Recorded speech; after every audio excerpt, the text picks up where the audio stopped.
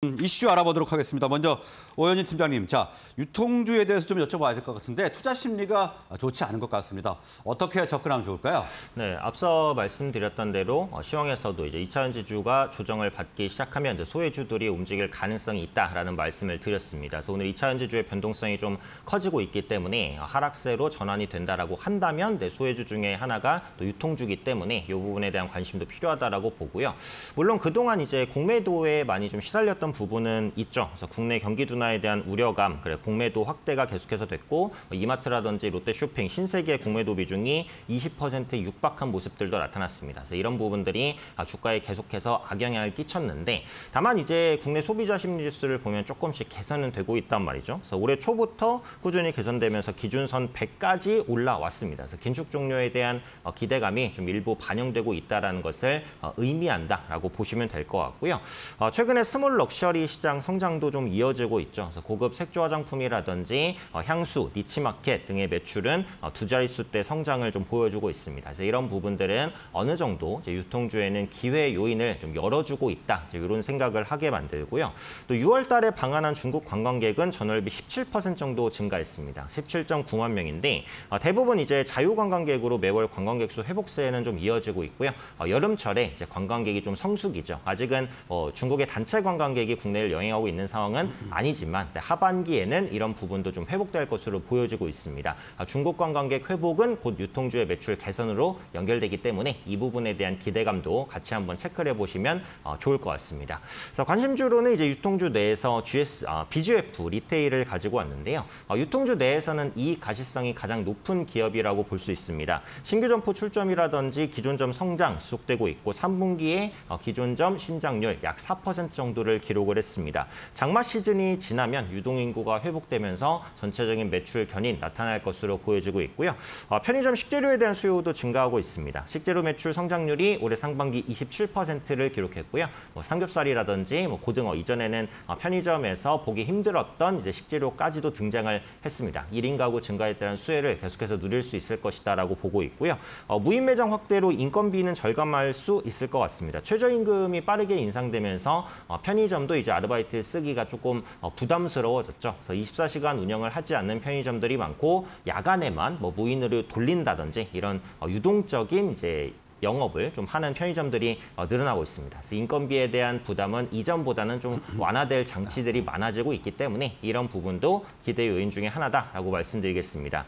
주가 측면에서 보면은 최근에 약세를 좀 많이 보였죠. 이전 저점 부근이었던 15만 원, 16만 원대에서는 강한 하방 경직성이 있을 거라고 보기 때문에 현재 주가 16만 원 근처 부근에서는 충분히 접근 가능하다라고 말씀을 한번 드리겠고요. 반등 시 노려볼 수 있는 가격 18만 5천 원 장기 평선 닿는 가격이고요.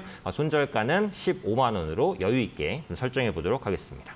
네, 유통주 중에서 BGF 리테일 관심주로 분석을 해주셨고요. 목표가 18만 5천 원, 손절가 15만 원 제시를 해주셨습니다. 자, 다음은 임순재 소장님. 자, 자동차주 실적과 수출이 호조세를 보이고 있습니다. 어떻게 접근하면 좋을까요?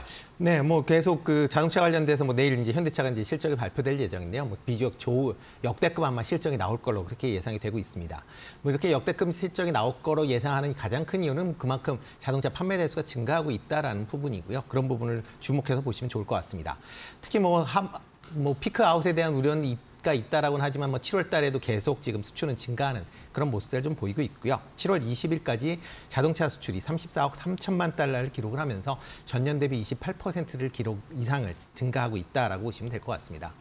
최근 그 주가를 가장 누르는 가장 큰 이유가 전기차 판매량이 줄어들 거 아니냐라는 그런 우려가 큰 것도 사실입니다. 그렇지만 상반기에 전기차 수출이 전년 대비 2배 이상 증가하는 그런 모습을 좀 보였고요. 특히 미국 내에서 지금 조지아 공장이 아마 내년 상반기 중에 완공이 될 걸로 예상이 되고 있습니다. 기아 같은 경우도 내년 2분기 정도에서는 미국 공장에서 EV9을 출시할 것이다라고 지금 얘기를 할 만큼 그만큼 진척 속도가 좀 빠르다라고 보여지고요.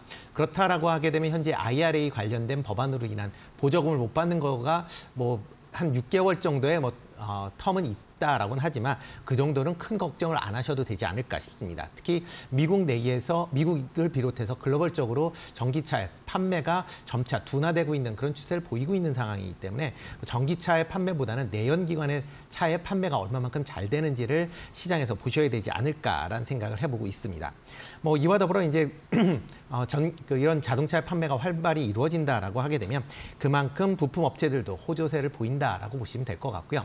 단기적으로는 내연기관의 납품이 많은 그런 기업 중심으로 실적이 좋을 걸로 예상이 되고 있습니다. 그리고 향후에는 전기차 관련된 부품 판매가 증가하는 그런 기업 중심으로 바꿔가야 된다라고 보시면 될 것 같고요.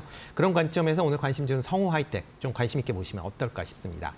자동차 차체 관련된 부품을 제조하는 업체다라고 보시면 될 것 같고요. 최근 들어 자동차에 대한 경량화에 대한 이슈가 나오고 있기 때문에 그런 부분을 상당히 좀 강조하고 있다라고 보시면 될 것 같습니다.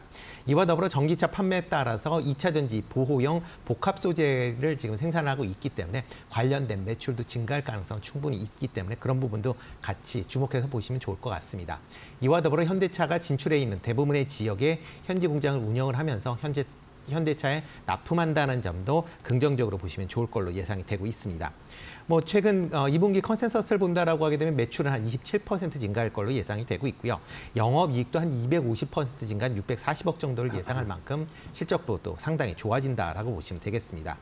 최근 한 달 동안 외국인이 70만 주 정도 매수를 할 만큼 외국인이 집중적으로 매수하고 있다는 것도 긍정적으로 보시면 좋을 것 같고요. 오늘 전체적으로 조금 강한 그런 흐름세를 보이고 있는데요. 주가는 한 13,000원 정도에서 매수를 하시면 어떨까 싶고요. 목표 주가는 단기적으로 한 15,000원 정도, 16,000원까지는 충분히 상승 여력이 있다라고 보여집니다. 손절은 11,000원에 하시면 어떨까 싶습니다.